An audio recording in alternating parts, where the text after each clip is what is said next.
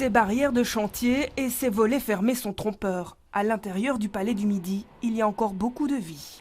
Du côté de la rue de la Fontaine, les étudiants de la Haute École Francisco Ferrer se sont habitués à la poussière. On entend de temps en temps les bruits, on a un peu peur que les murs s'effondrent, mais ça va.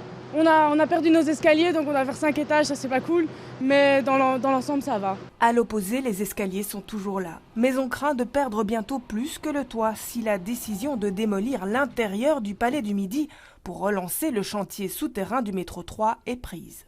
Ici, on se trouve dans le splendide dojo du Palais du Midi qui reste parmi les grands dojos de la Belgique.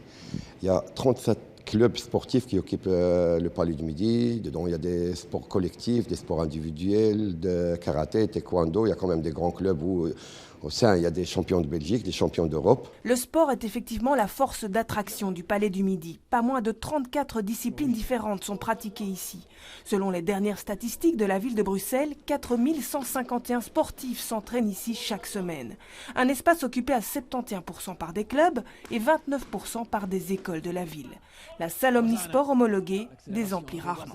On a un club qui joue en première division de la Ligue belge de mini-foot, ainsi qu'un club qui joue en deuxième nationale de l'Union belge de mini-foot. Et les gradins derrière, c'est pas négligeable? Et bien sûr, les gradins quand même, on a pour 504 places assises. Et donc des gradins qu'on vient de placer, ça fait plus ou moins 2 ans. 2 ans qu'Olivier de Roy tente de rester optimiste. Depuis les travaux, pas de défection de membres de son club de basket, même si certains boudent parfois les entraînements, car c'est compliqué d'arriver jusqu'ici quand on habite en dehors du quartier.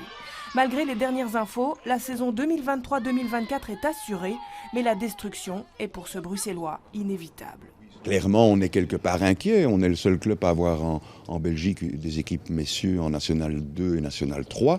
Et actuellement, il n'y a pas vraiment d'infrastructure où ce type de niveau pourrait être développé à partir de la saison 24-25. Et pour nous, il n'est pas question ici du centre d'aller jouer à Laken, je ne sais pas où, etc. Ça reste quand même des activités de proximité. Mais on est encore loin de parler de délocalisation. Pour l'heure, la région n'a toujours pris aucune décision formelle quant à l'avenir du Palais du Midi.